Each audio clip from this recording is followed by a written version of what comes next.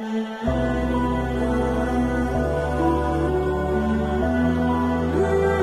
الله الحمد لله وحده والصلاة والسلام على من لا نبي بعده หนึ่งในปัจจัยที่เฮ็ดให้คนเฮาฮักแพงซึ่งกันและกันก็คือการให้ของขวัญซึ่งกันและกันท่านนบีมุฮัมมัดศ็อลลัลลอฮุอะลัยฮิวะซัลลัมได้กล่าวไว้ว่าตะฮา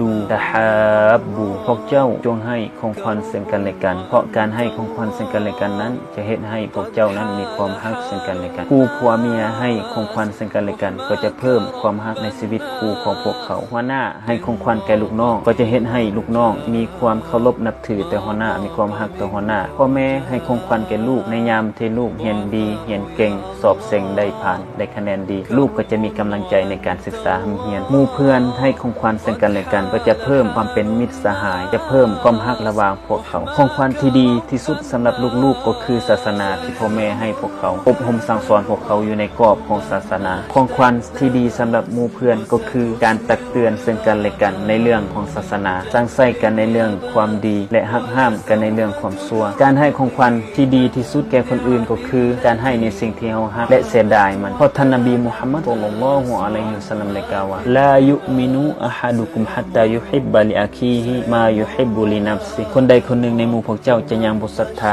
จนกว่าเขาจะเสียสละในสิ่งที่เขาฮักให้กับพี่น้องของเขาคนที่บ่เคยให้ของขวัญแก่คนอื่นแน่นอนเขาก็จะบ่ได้รับของขวัญจากผู้อื่นเช่นกันมื้อนี้เฮามาถามตัวเฮาเองว่าเฮาเคยให้ของขวัญแก่คนอื่นแล้วหรือยังถ้ายังดังนั้นเฮาจงหาโอกาสให้ของขวัญแก่คนอื่นซะการให้ของขวัญนั้นมันจะเพิ่มความฮักระหว่างเฮากับหมู่เพื่อนของเฮาถ้าหากเขาเป็นศัตรูต่อเฮาเราอาจจะเปลี่ยนใจของเขาให้มาฮักเฮาก็เป็นไปได้ด้วยการให้ของขวัญกับเขาวะศ็อลลัลลอฮุอะลานบีนะมุฮัมมัดวะอะลาอาลิฮิวะศอฮบิฮิวะซัลลัมอัสสลามุอะลัยกุมวะเราะห์มะตุลลอฮิวะบะเราะกาตุฮ์